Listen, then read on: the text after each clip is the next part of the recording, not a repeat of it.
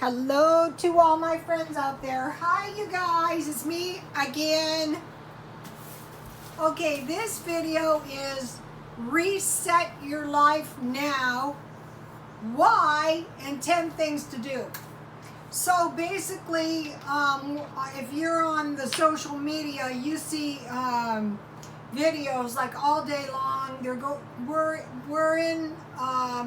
We're headed for a monetary reset. And we have all kinds of conditions that might cause the reset to happen. So it's best that we prepare for the reset before the reset is upon us. Mostly what would happen is they might reset the currency to digital currency. So I have 10 things you could do to prepare for the reset. 1, minimize your entire house. Okay, I've been doing that. And the reason you want to minimize your entire house is because, well, maybe you might have to move somewhere cheaper. They say, well, they're going to move us all to big cities and we're not going to have a choice. But there's still suburbs and places you can go that are cheaper. So if you minimize all of your stuff, then you have an easier time moving it or, securing it. So first thing is we're preparing for a currency reset. Okay, so if you minimize, it's easier to evacuate or relocate, and it's easier to secure your stuff. Those 3 reasons. Number 2, reduce your expenses and save as much money as you possibly can. Okay, the days of consumerism are over. Just stop senselessly consuming and spending money and find ways to save money. I mean, make it your mission to find ways to reduce your income and save money. Okay, it has been postulated, and I think it's pretty much accurate, that we're in the Depression now. But they're not telling us about the Depression because they don't want to panic everyone, and then everyone starts panic buying and creates all kinds of trouble. I posted a video on my Twitter, and he's not the only one saying this, and it was an advisor to President Clinton, and he's saying it's not going to manifest for 2 to 3 years, but within the decade we will be in a depression sooner if all this bad stuff keeps happening.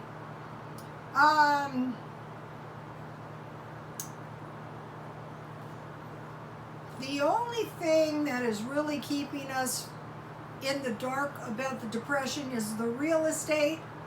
The stock market and the banks have not completely crashed yet. They might not, and everything might be okay. So reducing expenses and saving money is going to help no matter what happens.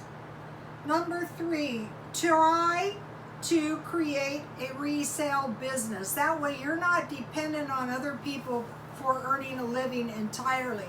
I started up a few years ago when I retired, and so everything I buy, I try to think about it is, can I resell it? Like, I bought this blouse at a thrift store, and when I'm done with it, I will resell it. Out there by the dumpsters, at least $50 worth of stuff somebody could resell. I'm not taking it because I'm minimizing, because I think in my case, the minimizing is going to keep me safer than anything. I mean, I'm not getting rid of my eBay inventory or any of my good stuff, but I am moving in the direction so that I could be out of here very quickly if needs be. So the 2 I came up with are the swap meet, and the reason that is good is, let's say on Saturday I need money. I just pile a bunch of stuff, and what sells best is junk.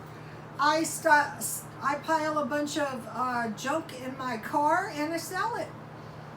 in the East County in Santee, if you leave your driver's license when you check in, you can sell and then pay them $30 on the way out. After you've done it for a while, though, you'll have the $30 every week. So swap meet, and then eBay. I do the auction, and with the auction, when you start out, you're given about 20 or 30 items, and it's free to sell. And you can charge them shipping, and then when they send the money, you know, when they buy, then you have your shipping money and you mail it to them. Okay, so number 4, the reason we want to reset our lives is because they're not telling us because they don't want to panic us, but the depression is now. Even in the Great Depression, by the time people realized that they were in a depression, you know, they had been in it for a while. Things just got worse and worse and worse. And I had worked in low-end beauty shops that were like depressed, so I kind of know what it's like, and it's really, really bad, and you don't want to go there. So, who is going to be better equipped to face a depression? Someone who has no clue, who thinks everything is going to be okay, who thinks always the government is going to take care of us. Well, we had the Great Depression, we had the potato famine, and we had World War II. So it hasn't been that long, and a lot of people suffered a lot of hardship in World War II. Okay, 5, make it easier to protect your assets and money. Okay, if you know hard times are coming, and you start gathering in all your assets and money and possessions so you can secure them, you're going to be so much better off. You want to protect all your assets. Okay, number 6. I already touched on this, but this is actually a point. Move totally away from consumerism and debt. So you're going to pay your debt down. I don't suggest taking every last cent and paying your debt down. The easiest way to pay debt down is stop charging and just make an extra payment every now and then.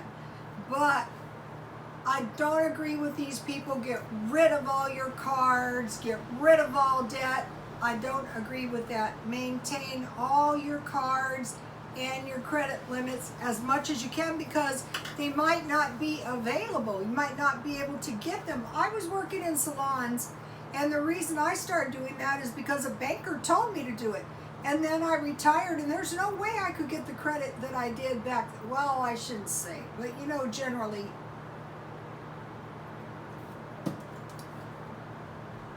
You don't want to lose any ground in your ability to,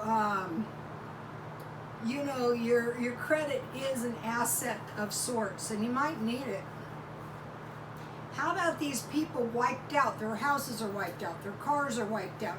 All they have is the clothes on their back, and they don't have even have a $200 credit card, and they have to go into a FEMA camp, and they can't have a job because the whole town is burned out. Okay.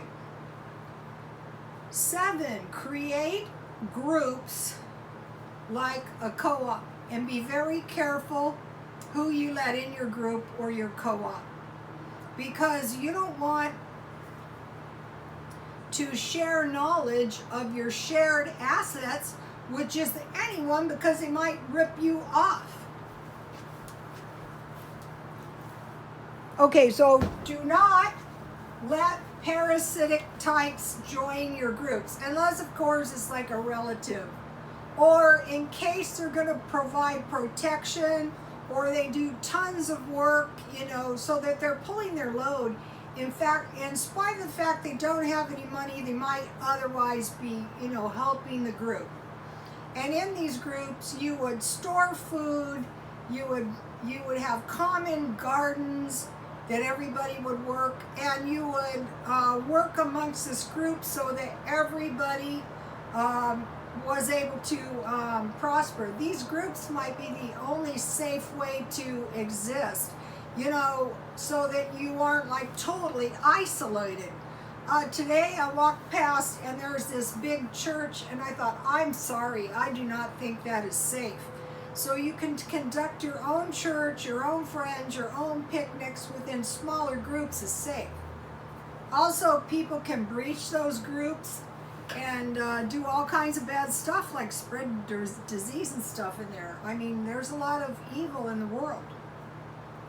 I'm not saying never, I'm just saying until we're 100% sure that the second wave is past. I wanted to mention something. Did you guys hear the news that 2 Navajo in the Army, 2 of the soldiers died? And they're not releasing why. I think it was Fort Hood. I wouldn't doubt if it's the coronavirus. I wouldn't doubt if the coronavirus is spread by the military. I think when they're honest, that's what happened in the Spanish flu. And a lot of the police have died of the COVID. That's very upsetting too. And right now our firemen are suffering a lot as well. Number 8. So, if you have these co-ops, they protect knowledge of shared interest. You don't want to be going blabbering around your wealth or whatever you have.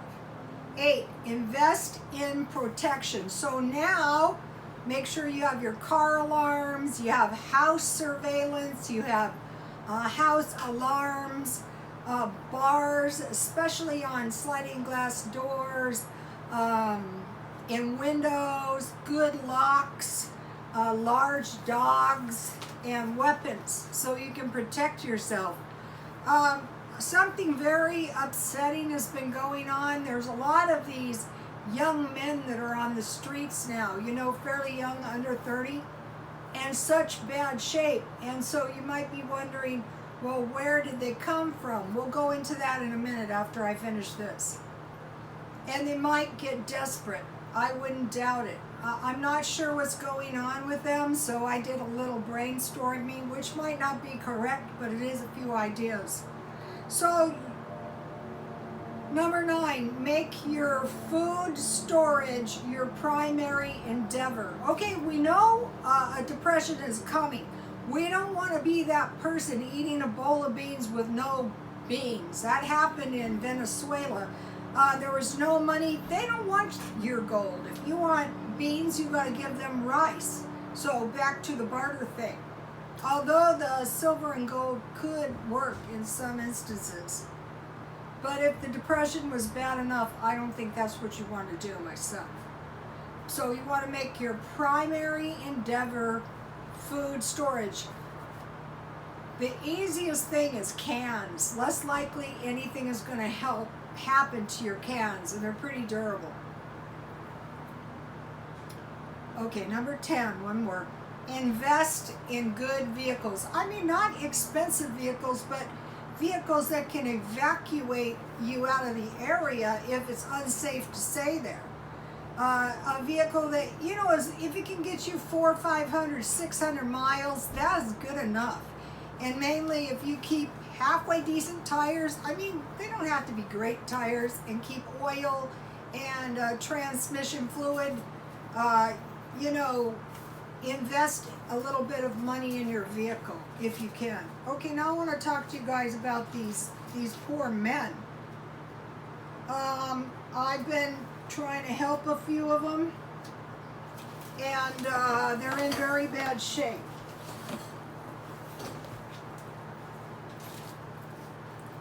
Okay, so now in this town I see a lot of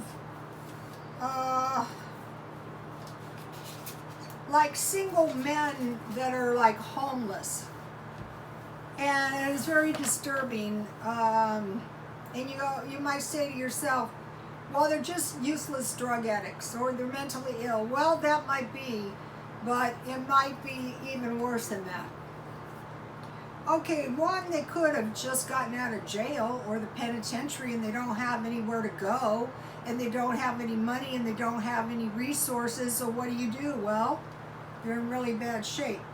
Number 2, they might be mentally ill. Okay, where I walk, the hospital releases the mentally ill people, and I see them in the shopping center, some women as well as men.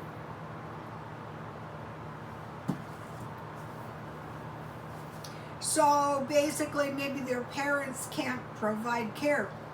A lot of children are raised by single mothers. Maybe they don't have any parents. Maybe their parents are dead. They don't have any family. They're displaced from their family. Okay, I saw something one time, and what happens here is vans bring people in that look to be homeless and drop them off. I used to go to this one McDonald's, and I saw that several times. When it gets really cold, they take them and they drop them off in other areas like San Diego. Also, number 6, possible some of these people could be have been experimented on medically and just dropped off, traumatized. You know, there's like that light type look sometimes, which a lot of times is caused by malnutrition. Another thing is in through the eyes, you can actually see mild convulsions, or when the eyes roll up in the back of their head, that is drug withdrawal. These people could be brought in and trafficked to beg for money or prostitutes, men as well as women. These people could be some kind of abuse victims. You know, they've been abused and now they're just all messed up and homeless. They could be damaged from drugs, like given to them during childhood, or illegal drugs. You know, the use of various drugs. They could be suffering malnutrition, most likely. Most of them look like they have malnutrition. That's why I try to get them to collect cans, because they're suffering starvation. When somebody is suffering starvation, you can see it in through the eyes. Once you know what it is, you'll be able to recognize it, and it's very common in homeless people. Damage during the military, like in various ways when they came out. I knew of a guy, and they were doing some kind of, what is this called? You know, where they're preparing you in case you're captured. What he did was he curled up like a fetus and he wouldn't come out. He was all messed up. Also, there's learned helplessness. The person has learned to be helpless for a long, long time, and those people need extensive work to unlearn that. I mean, I can't tell you how many of them I've said, why don't you go to the food bank? If you go to the food, one guy goes, well, I don't have any place to keep the food. Well, you could get food for 1 or 2 days. Okay, some of them are damaged during incarceration. I have seen this in women. It's really bad. You do not want to get locked up. So when the person looks very disconnected, chances are they've been suffering for a long time. Almost catatonic. That's when they're very near to death. So that's about all I have on that. What I think is there's going to be more and more of this. There was a prophecy that things would get so bad, like in a depression, that the people would say, give us some food. You know, they would sit outside. I could see that if they got desperate enough. And, you know, you're coming out and there's this poor guy and, you know, they demand food. It reminded me of the 10 virgins, you know, the wise virgins and the foolish virgins, and they say, give us some oil.